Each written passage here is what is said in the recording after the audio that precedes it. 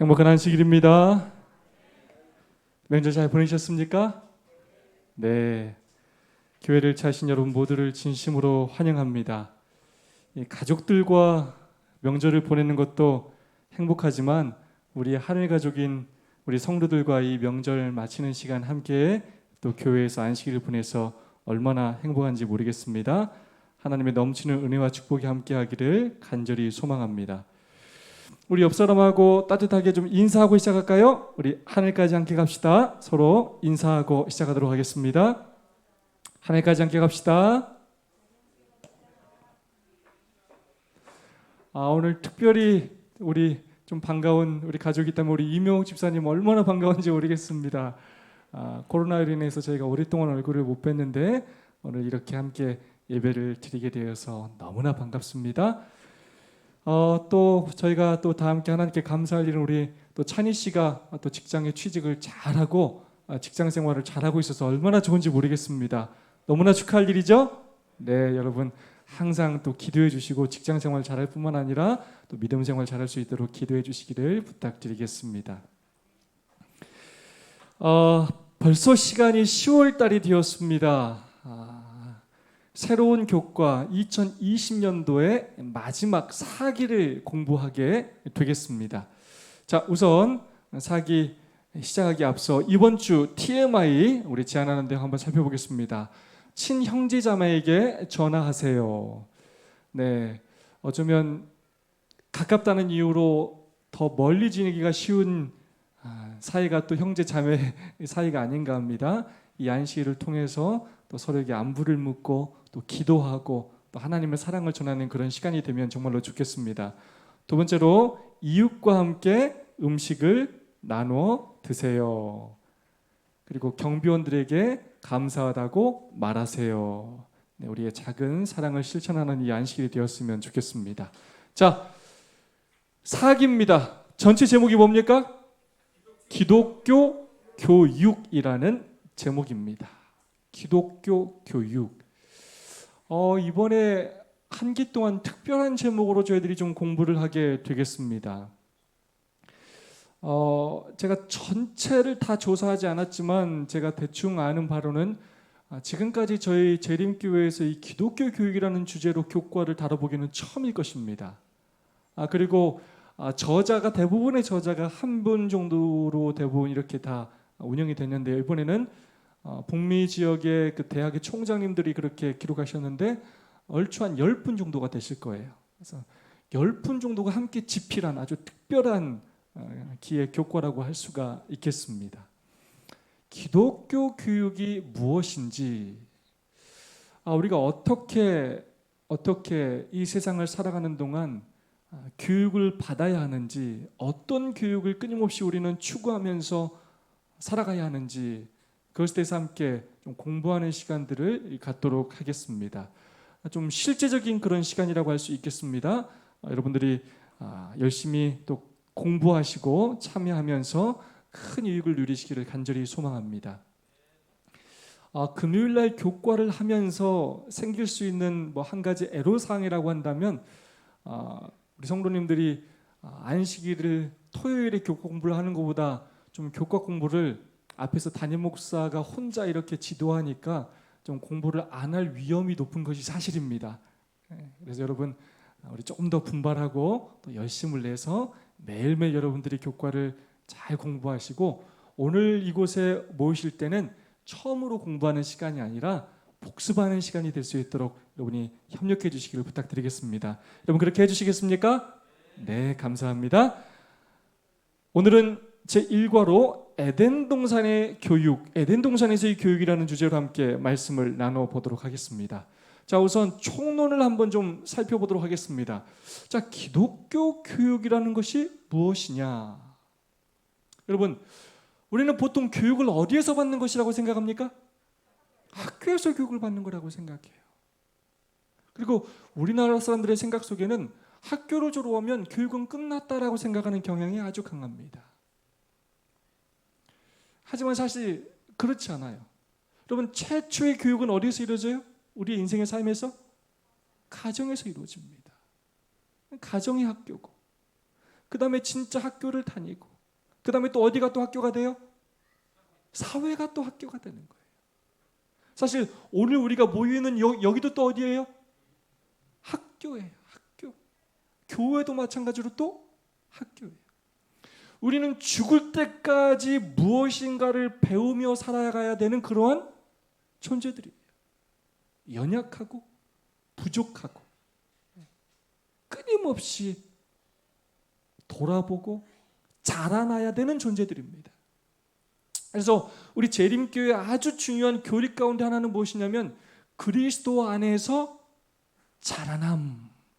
이걸 좀 다른 말로 하면 우리가 추구하는 구원의 한 가지는 뭐냐면 칭의로 끝나는 것이 아니라 성화라는 단계예요. 성화. 계속해서 우리가 키가 자라지는 않고 때로는 뭐 지식이 조금 머리가 많이 둔해져서 조금 자라지 못한다 할지라도 지영체, 지적으로 뿐만 아니라 영적으로 그리고 궁극적으로 뭐가 자라야 돼요? 품성이 자라나야 돼. 다른 말로 하면 품성이 끊임없이 하나님을 닮아가는 그 교육을 우리는 죽을 때까지 해야 하는 것입니다. 그런 인생의 교육에 있어서 진짜 우리를 성장시키고 성화시키고 변화시킬 수 있는 그 교육은 어떤 교육인지를 함께 살펴보는 것입니다. 그런데 그걸 한마디로 얘기하자면 그 교육은 어떤 교육이라고요? 기독교 교육이에요. 기독교 교육. 우리 은지 씨, 자, 기독교 뜻이 뭐라고 그랬죠? 아멘. 기독교. 쉽게 말하자면 기독교 교육은 누구 배우는 거라고요? 예수님에 대해서 배우는 교육이에요. 예수님에 대해서 배우는 교육. 자, 그래서 잠언 9장 10절은 뭐라고 이야기하냐? 여호와를 경외하는 것이 지혜의 근본이고 거룩하신 자, 이 거룩하신 자가 여호와인데 하나님인데 그분을 아는 것이 뭐라고요? 명철이다. 진짜 똑똑해지고 지혜로워지고 진짜 성공한 삶을 사는 비결은 누구를 알고 예수님을 알고 아는 것으로 그치는 것이 아니라 그분을 뭐하는 것? 그분을 경외하는 것이라는 거예요. 그게 우리의 삶에 있어서 가장 중요할 뿐만 아니라 우리를 성숙시키고 우리를 변화시키는 지름길이라는 것입니다. 그래서 교과 6페이지는 이렇게 말합니다. 읽어볼까요? 창조와 시작. 창조와 구속의 기초인 사랑은 또한 참된 교육의 기초가 된다. 사랑은 하나님이 생활에 지침으로 주신 율법 가운데 명백히 나타나 있다. 자, 그런데 지금 예수님을 아는 것, 그분을 경외하는 것이 결국 명철, 지혜의 근원인데, 근데 그분을 아는 것, 그분이 누군지를 알고 그분의 뭘 경외하느냐, 결국 그것은 뭐라고요? 그분의 품성의 핵심이 뭐예요? 사랑이라는 거예요. 사랑. 그분이 얼마나 우리를 사랑했기 때문에 우리를 창조하셨는지, 그분이 얼마나 우리를 사랑했기 때문에 죽을 수밖에 없는 우리를 구원하시는지, 그분이 얼마나 우리를 사랑하시기 때문에 지금도 우리를 위해서 중보하시고 마침내 우리를 데리러 이 땅에 오시는지, 그분들이 얼마나 악인들까지도 불쌍히 여기시기 때문에 영원히 죽이지도 않고 불에 태우는 것이 아니라 둘째 사망을 당하게 하시면서 다 죄를 소멸하시는지, 그분의 모든 행위들을 통해서 그분의 그 사랑을 배우게 된다는 것입니다. 그걸 배워야만, 그 사랑을 배울 때만 우리의 뭐가 변한다고요? 우리 품성이 변해요. 나도 그렇게 살아야 되겠다. 그 사랑에 감사하게 되고 감동하게 되고 그 사랑을 전하고 싶은 마음이 생기게 되는 것입니다. 기독교 교육은 인간의 정신을 그분과 그분의 계시로 이끄는 것이 되어야 한다. 자, 많은 교육이 있어요. 자, 오늘날의 교육, 오늘날의 우리 한국 교육의 문제점, 우리 대학을 이제 막 졸업하려고 하는 우리 전도사님, 우리 전도사님이 생각할 때 우리 한국 교육의 문제점이 좀 뭐라고 생각해요? 경쟁 위주. 고등학생들은 다 뭐만 바라보고? 대학, 서열화되어 있는 대학. 누가 더 좋은 대학에 가서 좋은 직장에 가고 돈을 많이 버는 직장에 들어가서 누가 더 크고 좋은 집에 살고 좋은 차를 타고, 다 우리는 그러한 경쟁으로 돈, 안정을 추구하는 그러한 교육 시스템 속에, 사회 시스템 속에 그렇게 살아가요. 그러면서 우리의 정신이 끊임없이 남과 경쟁하면서 남들보다 앞서고 더 많이 소유하고 어떻게 하면 더 높은 점수를 얻고 더 많은 돈을 벌고, 끊임없이 우리의 정신과 생각이, 관점이 끊임없이 그곳을 향해 가요. 근데 우리가 죽을 때까지 추구해야 할 진정한 교육, 우리를 자라게 하는, 올바르게 자라게 하는 그 핵심은 우리의 모든 관점이 누구를 향해야 하고요?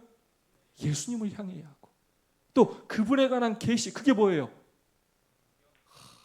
성경으로 향하고. 이건 특별 계시고, 또 어떤 계시가 있어요? 일반 계시. 그래서 맨날 핸드폰만 쳐다보고, 그게 아니라 천연계 속에서 하나님의 영광을 보고 사랑을 보면서 진짜 우리가 무엇을 위해 살아야 하는지, 어떻게 살아야 하는지, 우리 인생의 길과 그 목적에 대해서 끊임없이 그분과 그분의 계시로 향하며 올바른 인생의 길을 찾아야 한다는 것입니다. 그러면서 성경, 그리고 그것이 전해주는 창조와 구속의 기별은 모든 기독교 교육의 핵심이 되어야 한다는 것입니다. 그리고 우리를 창조하시고 구원하신 그 놀라운 사랑의 기별이 모든 교육의 핵심이 되어야 하고, 그래야만 우리의 삶이 이 땅에서 자라나는 것으로 끝나는 것이 아니라 결국 저 하늘에서 영원히 끝도 없는 그 영원이라는 시간을 보내며 끊임없이 자라는 그 삶을 살게 될 것입니다.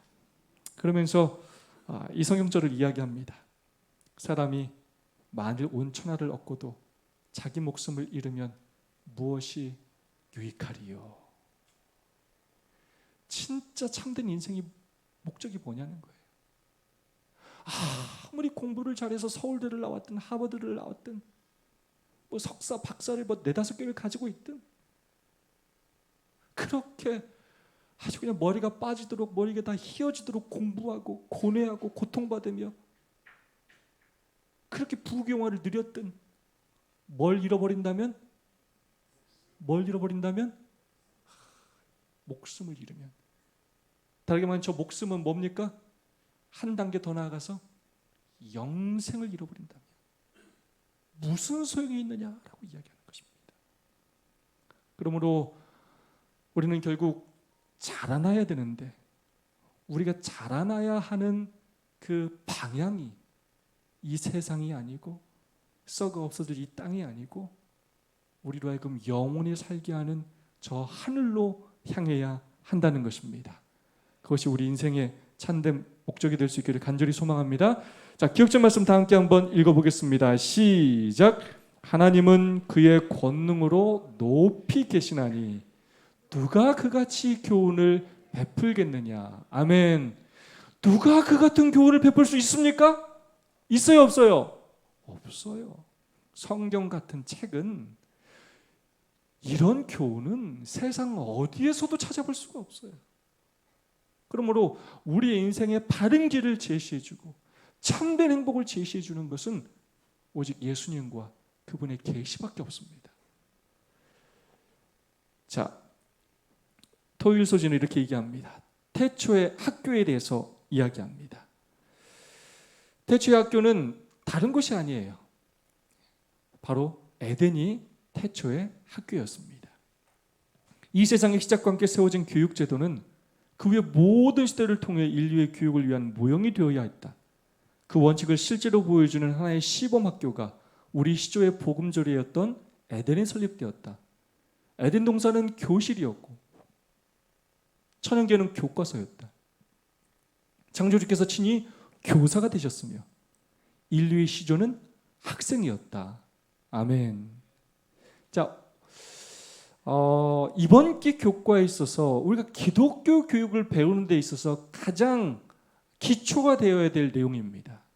자, 결국 우리가 지금 학교라는 그 틀 안에서 결국 이제 교육이라는 제도가 있는 것인데, 자, 교사가 누구시라고요? 예수님이 교사세요. 우리는 뭐고요? 학생이고요. 지금으로 말하자면 에덴 동산, 다르게 말하면 지금은 우리가 어디의 교실이에요? 우리가 살고 있는 이 지구가 교실이에요.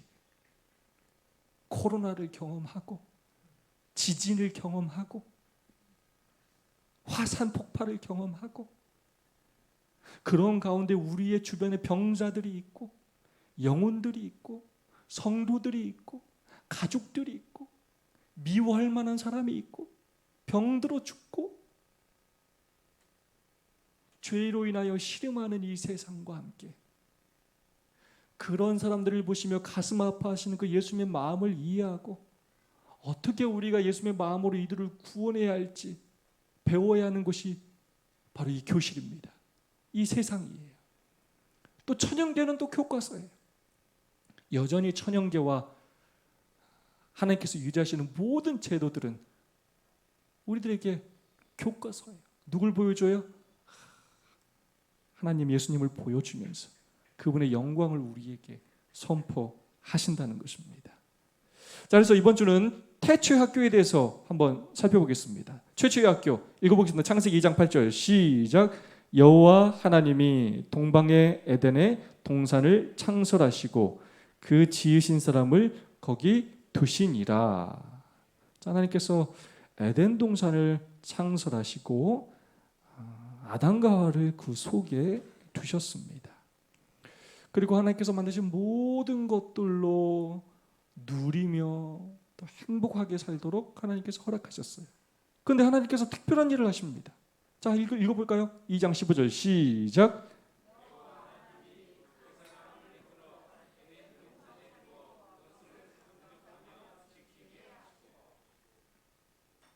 아니, 하나님 지금 뭘 시켜요?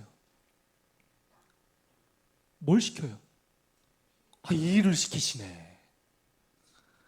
그냥 편의점 있게 만드시지. 하나님 사실 그렇게 다 하실 수 있어요, 없어요? 사실 뭐 오늘 해가 뜨고 해가지고 뭐 우리가 일해야 됩니까? 일 안 해도 돼요. 뭐 내 심장 뛰는 거 내가 일해야 돼요? 하나님이 다 열매가 맺고 자라고 다 하나님이 하실 수 있어요. 그런데 에덴 동산에서 사람에게 뭘 맡겼어요? 경작하게 하시고 지키게 하셨어요. 청지기 직분을 주시고 관리하게 하셨어요. 왜 일을 시키셨는가? 최근에 제가 이 노래는 모르겠고 그 광고 가운데 그런 광고가 있더라고요. 행복해져라, 행복해져라, 행복해져라, 이런 노래가 있더라고요. 제가 어떤 노래인지 모르겠는데 참 노래가 좋다 이 생각을 제가 했습니다. 그럼 참 좋지 않습니까? 그 뭐 주문처럼 노래하는 것 같은데 왜 하나님께서 사람에게 그 일을 맡기셨느냐? 왜 지키게 하시고 경작하게 하셨느냐? 저는 그 주제를 생각하면서 이 노래가 생각났어요. 하나님 우리 뭐 해지라고? 행복해지라고. 그냥 때로는 이걸 멀리서 보면 그게 뭔지 잘 몰라요. 근데 가까이 다가가서 그걸 살피면서 애정을 담고 자세히 관찰하고 돌볼 때 사랑을 배우게 돼요. 신비함을 경험하게 돼요. 은지 씨한테 또 물어봐야 되겠네. 은지 씨 원래 애기 좋아했습니까? 이게 안 좋아할 것처럼 보여. 그런데 내 애기 생기니까 달라져요, 안 달라져요? 완전 달라져요. 남의 애기는 뭐 별로 상관이 없어요. 그냥 저절로 크는 것처럼 보이죠, 다른 애들은. 근데 내 애기를 키워보면 이게 상황이 완전히 달라요. 하루만 볼래도 힘들어요, 안 힘들어요? 어마어마하게 힘들고 손이 얼마나 많이 가는지 몰라요. 그런데 그걸 통해서 뭘 배우고? 사랑을 배우고 그 아이의 소중함을 배우고 그러면서 아이를 자세히 보면서 이 아이가 얼마나 이쁜지 이 안에 하나님의 사랑이 그리고 하나님의 능력이 얼마나 많이 담겨 있는지를 뭐 하게 돼요? 배우게 돼요. 배우게 돼요. 그래서 하나님께서 우리에게 누굴 맡기시냐면 자녀를 맡기시는 거예요. 또 우리에게 왜 부모님을 맡기냐? 똑같아요. 부모님도. 우리가 사랑과 관심으로 섬기고 보살펴야 합니다. 그래서 하나님께서는 왜 맡기고 경작하게 하느냐? 자, 하나님께서 만드신 그런 피조물 천연계들을 계속 바라보면서 멀리서 바라보는 것이 아니라 가까이에서 바라보면서 뭘 알게 돼요? 그 안에 담긴 하나님의 사랑. 임우혁 집사님이 예전에 그런 고백을 하더라고요. 집에 고양이를 키우면서 그 고양이가 얼마나 사랑스러운지 그 신비함을 느낀다고. 내 마음이 변화되는 것 같다고. 그러니까 하나님께서 만드신 그런 때로는 꽃, 동물, 때로는 과일만 하나를 봐도 이것들이 얼마나 신비하고 놀라운지를 그렇게 깨닫게 되고 어떻게 이런 것들을 만드실 수 있을까 하면서 하나님의 뭘 깨닫게 된다고요? 사랑뿐만 아니라 능력을 배우게 돼요. 그러면서 그것들을 깊이 남의 것이 아니라 내 것으로 생각하게 되면 그 안에서 뭘 느끼게 되고? 행복을 느끼게 돼요. 참 감사하다, 행복하다를 느끼게 돼요. 그 다음에 그런 마음이 생긴 거로 끝나는 것이 아니라 그런 마음으로 뭐 하게 하시기 위해서요? 다른 사람을 위해서 봉사하게 하기 위해서. 하나님께서 우리에게 뭘 맡기신다? 일을 맡기셔. 그러므로 가정, 교회, 사회도 모두 학교입니다. 가정에 자녀가 있는 것, 자녀를 돌보고 키우도록 맡기신 것 감사해 안 감사해요? 너무나 감사해요. 오히려 그 일을 통하여 하나님의 사랑과 능력을 체험하게 되고요. 행복을 경험하게 됩니다. 끊임없이 그를 위해서 봉사하게 되면서 보람을 느끼게 하셔요. 부모님도 마찬가지입니다. 교회도 마찬가지예요. 왜 여러분에게 직책과 직분을 주셔요? 뭘 경험하라고요? 하나님의 사랑과 또 뭐요? 능력을 좀 경험하라고요. 그 일을 하면서 하나님을 위한 일을 할 때 하나님의 놀라운 능력들을 좀 체험하고 그래서 우리의 삶이 좀 어떻게 해지라고요? 행복해져라, 행복해져라 이렇게 행복해지라고.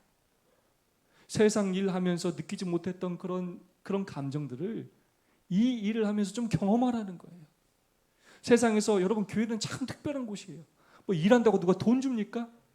교회는 돈도 안 주죠. 헌금도 내죠. 자원해서 봉사해야죠. 사실 하나님 안 믿는 사람들한테는 이거 정말 이해가 안 되는 곳이에요. 그러나 그들은 절대로 느낄 수 없는 그런 행복과 평안을 우린 느낄 수 있어요? 없어요? 우린 느낄 수 있어요. 왜냐 하나님께서 우리를 그렇게 만드셨고 결국 우리가 그렇게 봉사해야만 참된 행복을 느낄 수 있는 존재고 또 예수님을 닮아가는 존재이기 때문에 그렇습니다. 사회도 마찬가지예요. 우리 주변에 불쌍하고 어려운 사람들이 있는 이유, 그들을 섬김으로써 사랑과 행복을 느끼고 하나님의 능력을 체험하고 또 행복해지기 때문입니다. 자, 월요 서주입니다. 침입. 자, 누가 침입합니까? 그 에덴 동산에 누가 침입해요? 네, 태초의 교사는 누구신데? 하나님, 창조주 하나님이 교사세요. 아담과 하와에게 가르치셨어요. 여러 것들을 가르치셨어요. 근데 그 중에서 굉장히 중요한 원칙들을 가르치셨어요. 그러면서 창세기 1장과 2장은 심히 좋다, 벗었지만 부끄럽지 않다 이런 말들이 기록되어 있어요. 그런데 침입해요. 다른 교사가 침입해요. 들짐승 중에 가장 간교한 교활한 뱀 사단이 등장합니다. 그러면서 태초의 교사이신 하나님이 말했던 내용과 다른 내용을 학생들에게 가르치기 시작합니다. 잘못된 정보가 등장하기 시작합니다. 그러면서 뭐 해보라고요? 선악과를 뭐 해보라고요? 먹어보라는 거예요. 먹어도 죽지 않는다 하면서 하나님께서 거짓말하신 것이다 라고 그렇게 유혹을 합니다. 범죄하도록, 하나님을 의심하도록 유혹을 합니다. 부조화 선지자 54페이지는 이렇게 말씀하고 있습니다. 사단의 속임수에 대해서. 유혹자는 하나님의 경고는 사실 그대로 성취되지 않을 것이며 단순히 그들을 위협하려고 의도된 것이라고 암시하였다. 그들이 죽는 일이 어떻게 있을 수 있단 말인가? 그들은 이미 생명나무의 실과를 먹지 않았던가? 하나님께서 그들이 한층 더 고상하게 발달하고 더 큰 행복을 발견하는 것을 막으시려 노력해 오셨다고 그는 암시하였다. 그래서 사단이 다른 정보를 주는데, 야, 먹어봐. 먹어도 뭐 하지 않아? 죽지 않아 라고 이야기해요. 다른 정보를 줘요. 그런데 그 핵심이 지금까지 말했던 내용하고 사실 똑같아요. 하나님이 우리에게 이 일을 맡기시고 여러 명령들, 율법을 주신 이유는 뭘까요? 조금 아까 얘기했어요. 뭐 해지라고요? 행복해지라고. 그러면 왜 안식일을 지키라고 한다고요? 행복해지라고. 왜 건강기별이 순종하라고요? 행복해지라고. 왜 부모를 공경하라고요? 왜 이웃의 아내를 탐내지 말라고요? 행복해지라고. 그 하나님의 율법을 어기면 행복해지지가 않고 어떻게 된다고요? 불행해져요. 그거 뭐 가늠하면 잠깐 행복할 것 같지만 불행해져요. 근데 사단이 뭐라고 이해하느냐? 자, 너 하나님이 이렇게 하라고 그랬지. 또 그거는 진짜 하나님이 너 행복해지라고 한 게 아니야. 너 하나님 말씀 듣잖아? 너 안 행복해져. 너 이거 더 행복해질까 봐 하나님이 막는 거야. 너 그거 말 듣지 마. 그러면 더 뭐해져? 더 행복해져. 안 주고. 더 큰 행복. 하나님의 율법을 거절할 때 더 큰 행복을 누릴 수 있다고 유혹했어요. 왜 사람들이 결혼한 배우자 왜 바람을 피냐? 왜 이혼까지 하고 꼭 그 사람하고 살려고 하냐? 더 뭐해질 거라고 생각한다고요? 더 행복해질 것처럼 착각을 해요. 자녀까지 버리고 도둑질해서 더 많은 돈을 벌면 더 뭐일 거라고 생각한다고요? 더 행복해질 거로 착각을 해요. 그러나 그것은 사단의 속임수예요. 잠깐은 그래 보일지 모르겠지만 우리 인간은 절대 하나님의 율법을 벗어나서는 행복을 누릴 수 없는 존재들이에요.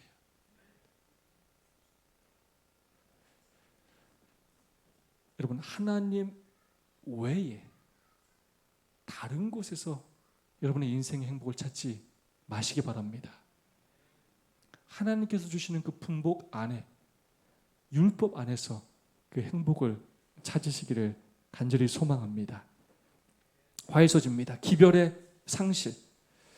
여자가 뱀에게 말하되 동산 나무의 실과를 우리가 먹을 수 있으나 동산 중앙에 있는 나무의 실과는 하나님의 말씀에 너희는 먹지도 말고 만지지도 말라. 너희가 죽을까 하노라 하셨느니라. 자, 야 먹어 하면서 뱀이 하와하고 대화를 해요. 근데 하와가 했던 말 중에 하나님께서 했던 말하고 좀 틀린 말이 있어요. 좀 잘못된 정보가 있어요. 뭘까요? 하나님은 뭐라고 말씀하셨어요? 먹으면 죽는다라고 하셨어요. 근데 하와는 뭐라고 그랬어요? 하나님이 뭐라고 했다고 그랬어요? 죽을까 하노라 이렇게 했어요. 하나님은 뭐 한다고 그랬고요? 그냥 죽는다도 아니에요. 반드시 죽는다. 사단한테 얘기할 때 뭐라고 얘기했다고요? 먹으면 죽을까? 이렇게. 왜? 지금까지 죽음을 본 적도 없고, 아까 읽었던 것처럼 생명나무도 이미 먹었고. 이게 뱀 말을 들어보니까 이거 진짜 이거 안 죽을 수도 있겠는데 죽을까 하노라 이렇게 했어요. 자, 하와는 사단의 말을 들은 다음에 하나님의 말씀을 어떻게 취급하지 않았다고요? 진지하게 취급하지 않았어요. 진짜 그래 그거? 여러분, 아담이요, 아니 노아가 홍수가 일어난다고 할 때 사람들이 어떻게 취급하지 않았어요? 진지하게 취급하지 않았어요. 소돔과 고모라가 멸망한다고 할 때 사위들 진지하게 취급하지 않았어요. 지금 예수님 재림하신다 아무리 떠들어도 사람들 뭐 하지 않는다고요? 진지하게 취급하지 않아요. 그러다 죽는다? 이거 진지하게 취급하지 않아요. 그러다 바벨론이 멸망했고, 그러다 이스라엘도 멸망했고, 유대도 멸망했고, 결국 이 세상도 망하게 될 것입니다. 얼마나 우리가 하나님의 말씀을 진지하게 취급하느냐, 이것이 결국 우리의 운명을 결정하는 것입니다. 뱀이 여자에게 이르되 너희가 결코 죽지 아니하리라. 너희가 그것을 먹는 날에는 너희 눈이 밝아 하나님과 같이 되어 선악을 알 줄을 하나님이 아심이니라. 사단이 그렇게 거짓말을 했습니다. 그러면서 준 선악과를 하와가 먹게 되었고, 자기만 먹은 것이 아니라 또 누구에게도 줬습니까? 아담에게도 주었습니다. 부조화상자 56페이지는 이렇게 얘기해요. 아담은 그의 반려자가 하나님의 금령을 무시하였다는 것을 깨달았다. 아담은 알았다고 몰랐다고요? 알았어. 그렇게 하면 안 된다는 걸 알았다고 몰랐다고요? 알았어. 그의 심중에 무서운 투쟁이 있었다. 이게 죄인지 알았어요. 죽는다는 걸 알았어. 근데 마음에 막 고민이 생겼어. 그는 그가 하와로 하여금 그의 곁을 떠나 방황하게 허락한 것을 슬퍼하였다. 혼자 내버려둬서 유혹에 넘어가서 죽을 수밖에 없게 된 것에 대해서 그가 후회했어, 슬퍼했어. 그러나 이제는 이미 엎질러진 물이었다. 지금부터 중요합니다. 그는 그렇게 큰 기쁨으로 교제하던 그 여자와 헤어지지 않으면 안 되었다. 하지만 그가 어떻게 그렇게 할 수 있었겠는가? 다르게 말하면 아담은 이제 하와가 뭐 할 걸 알았다고요? 죽을 걸 알았어, 하나님 말씀대로. 그런데 나는 죽는 한이 있어도 하와가 혼자 죽도록 내버려둘 수 없다라고 생각했어요. 하와를 너무 사랑했어. 그래서 하와하고 같이 죽겠다는 마음으로 그도 결국 선악과를 먹게 됩니다. 대단한 사랑입니까? 우리는 이게 좀 대단한 사랑이라고 사실 좀 오해할 때가 있습니다. 하지만 그가 어떻게 그렇게 할 수 있었겠는가? 우리가 때로는 우리의 구원을 위해서 정말 때로는 우리의 가족에게도 외면당하고 핍박당하고 거절당할 수도 있습니다. 영생이 얼마나 위대하고 큰 것인지를 우리가 깨닫는다면 저 선택이 얼마나 어리석은 선택인지 우리가 알게 될 것입니다.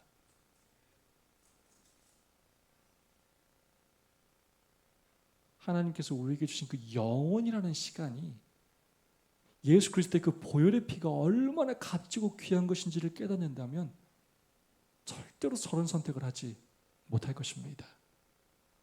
우리가 그 영생의 그 놀라운 은혜와 축복을 꼭 깨닫게 되기를 간절히 소망합니다. 마귀는 어떻게 유혹하냐? 상투적인 방법이에요. 만일 하와가 그 유혹자와 말을 교환하지 않았다면 그는 안전했을 것이다. 그러나 그는 감히 그 유혹자와 이야기하고자 함으로 그의 간궤에 빠져버린다. 지금도 여전히 많은 사람들이 같은 방법으로 정복을 당한다. 그들은 하나님의 요구를 의심하고 이론을 제기한다. 그래야 그들은 하나님의 계명을 순종하는 대신에 사단의 간계가 감춰져 있는데 불과한 사람의 이론을 받아들인다. 자꾸 사단은 말을 걸어요. 말을 걸어서 자꾸 성경을 뭐하게 하고요? 의심하게 하고 사람의 이론을 자꾸 받아들이도록 그렇게 유혹을 한다는 것입니다. 하나님은 우리가 이성적으로 성경을 믿기를 원하십니다. 그러나 결국 우리 이성의 한계가 있으면 우리는 인정해야 하고 하나님의 계시, 특별 계시로 보여주신 이 말씀을 믿음으로 받아들이는 것 또한 성경을 배우고 믿는 일이 있어서 아주 중요한 일이 되겠습니다. 자, 수요일 소주입니다. 잃은 것을 되찾음. 읽어보겠습니다. 그의 신기한 능력으로. 시작.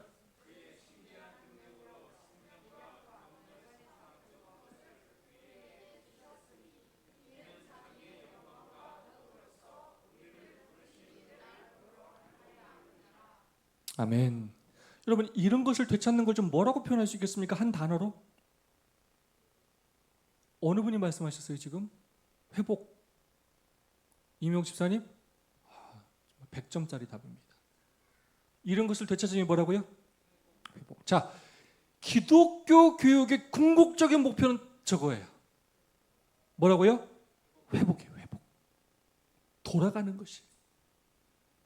에덴으로 돌아가는 것입니다. 죄 없는 세상으로 돌아가는 것이. 하나님을 얼굴과 얼굴로 대면하여 보는 그곳으로 돌아가는 것이. 죽음 없고 아픔 없고 죄 없는 곳으로 돌아가는 것이. 예수 그리스도의 보혈의 피로, 그분의 심판으로 하나님은 이 모든 것을 다 뭐 한다고요? 마침내 회복하실 것입니다. 안식일 뭐 하는 날이라고요? 회복하는 날이에요. 안식일은 뭐 하는 날이냐? 탕자가 아버지를 찾아가는 날이에요. 회복하는 날이에요. 아들의 권리를 회복하고 아버지의 사랑을 다시 한번 자기가 회복하고 아버지의 축복을 회복하고 회복하는 날이에요. 우리의 상한 심령이 치료받고 회복받는 시간이에요. 우리의 아픈 육체가 회복을 경험하는 시간입니다. 자, 범죄 전 하나님은 하나님의 품성, 사랑에 익숙해지도록 일을 맡기시고 끊임없이 교제하면서 우리가 행복하기를 원하셨어요. 근데 범죄했습니다. 범죄한 사람의 특징은 뭐냐면 하나님을 멀리해요. 하나님을 이렇게 무서워해요. 그런 우리를 예수님이 이 땅에 직접 오셔서 사랑으로 그분의 모습을 보여주시면서 다시금 하나님께서 창조하신 것들을 바라보게 하고 하나님께로 다가오도록 중보 역할을 하시면서 다시금 하나님의 성품, 하나님의 능력 그런 것들을 배우면서 우리의 품성이 회복되어서 마침내 우리를 뭐 하시는 게 목표라고요? 재창조하시는 것이 목표입니다. 그래서 우리가 매일마다 드리는 기도, 또 말씀 연구, 이거는 결국 하나님께서 주신 우리의 계시를 통해서 또 예배를 통해서 우리로 하여금 예수님을 주목하게 하고 또 그걸 통해서 우리를 위해 행하신 예수님의 그 일을 그리고 회복이 무엇인지를 우리로 하여금 배우게 하시는 것이 교육의 목적이라는 것입니다. 그래서 한마디로 얘기하자면 기독교 교육, 진짜 교육의 목적은 하나님의, 그러니까 우리의 마음속에 하나님의 형상을 회복하는 것입니다. 그래야 우리가 태초에 하나님께서 우리 죄 없는 상태로 우리에게 주셨던 그 모습으로 돌아가는 것입니다. 자, 목요일 소주입니다. 권위를 업신여기는 자들, 주관하는 일을 멸시하는 자들에게는 형벌할 줄 아시느니라. 이들은 당돌하고 자긍하며 떨지 않고 영광 있는 자들을 비방하거니와. 권위를 업신여기는 자들, 여러분 권위 좋은 것입니까? 나쁜 것입니까? 권위적이다, 이 말 좋아요? 이 좋은 어감이 아니죠. 하지만 권위는 필요합니까? 권위는 필요합니다. 자, 권위는 필요한가? 권위가 뭐냐? 남을 지휘하거나 통솔하여 따르게 하는 힘, 일정한 분야에서 사회적으로 인정을 받고 영향력을 끼칠 수 있는 위신. 자, 오늘날의 세상은 권위가 무너진 세상이에요. 목사의 권위, 교사의 권위, 의사, 판사, 권위가 무너졌어요. 대통령의 권위. 옛날에는 대통령님 다 이렇게 불렀죠. 지금 애들도 막 대통령 이름 막 부르죠. 그냥 내 말이나 네 말이나 다 똑같다고 해요. 하도 SNS를 많이 하기 때문에 자기 의견이 최고라고 여깁니다. 절대적인 권위를 인정하지를 않아요. 종교 다원주의로 점점 세상이 흘러가게 됩니다. 하지만 오늘 우리가 지금 기독교 교육, 자, 사회도, 가정도, 교회도 학교라고 그랬는데 학교에서는 누가 있어요? 선생님이 있어요. 누가 있고? 학생이 있고. 근데 이 질서가 무너지면 그 교사의 권위가 바로 서지 않으면 올바른 교육이 이루어질 수가 없습니다. 결국 에덴에서도 하나님이 교사인데 사단에게 거짓 교사의 꾀임이 넘어갔을 때 문제가 발생했습니다. 가정도 마찬가지예요. 가정의 질서가 바로 서지 않을 때 가정도 무너져요. 교회도 마찬가지입니다. 목사와 장로님들의 권위가 바로 서지 못할 때 교회도 순식간에 무너지게 되는 것입니다. 사회도 마찬가지예요. 회사에서 사장님의 권위가 바로 서지 못할 때 회사도 무너지게 되는 것입니다. 어떤 면에서 인간의 타락은 권위에 불순종한 선택에서 비롯되었다. 그래서 기독교 교육은 영적인 권위에 순종하는 합당한 방법을 배우는 과정이기도 하다. 그래서 우리가 살아가는 모든 삶에 있어서 하나님께서 우리에게 허락한 권위에 순종하라는 것입니다. 특별히 자녀들로 하여금 누구에게 순종하도록 가르치라고요? 부모의 권위에 순종하도록 가르치라는 것입니다. 만약에 자녀들이 그것들을 올바로 순종하지 않으면 그것들은 그거로 끝나는 것이 아니라 하나님의 권위를 무시하고 짓밟도록 가르치는 하나의 그런 계기가 된다는 것입니다. 분리되지 않고 다 연결되어 있다는 것입니다. 자, 부자 선지자 50에서 51페이지 다 함께 한번 읽어보고 마치겠습니다. 중요한 내용입니다. 시작. 하늘에 있는 하나님의 영광, 질서 있게 운행하는 무수한 천체, 평평하게 든 구름, 빛과 소리와 주야의 신비, 이 모든 것이 인류 최초의 조상에게 연구의 대상으로서 개방되었다. 산림의 모든 나뭇잎, 산에 있는 돌, 빛나는 모든 별, 그리고 땅과 공기와 하늘에 하나님의 이름이 기록되었다. 우주의 질서와 조화는 그들에게 하나님의 무한하신 지혜와 권능에 대해 말한다. 그들은 항상 흥미로운 것을 발견했는데 그것은 그들의 마음을 창조주께 대한 더 깊은 사랑으로 충만하게 하였고 새로운 감사를 표시할 수 있게 하였다. 아멘. 아담과 하와가 에덴 동산에서 살 때 하나도 지루하지 않고 재미있고 흥미롭고 행복했던 이유는 뭐 때문이었다고요? 하나님께서 창조하신 그 천연계들을 하나하나 자세히 살피고 연구하면서 하나님의 무한하신 지혜와 능력을 깨달으면서 그런 삶을 살았다는 것입니다. 자, 잠깐 나누고 마치겠습니다. 우리 두 분 또는 세 분씩 매일 흥미로운 것들로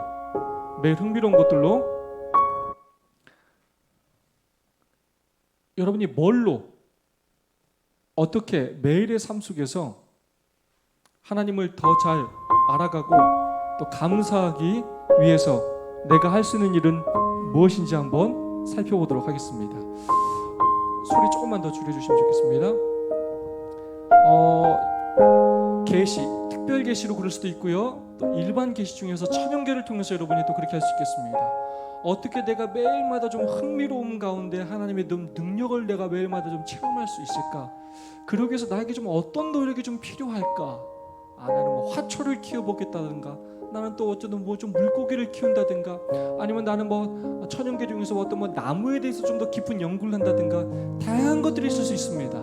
그래서 여러분이 생각할 때 매일마다 나의 삶에 흥미를 주면서 하나님의 사랑과 능력을 체험할 수 있는 일은 무엇이고 그 중에서 내가 할 수 있는 일은 무엇인지 함께 좀 나누고 서로를 위해서 기도하는 시간 갖도록 하겠습니다. 두 분 또는 세 분씩 한 5분 정도 나누고 기도하고 마치겠습니다.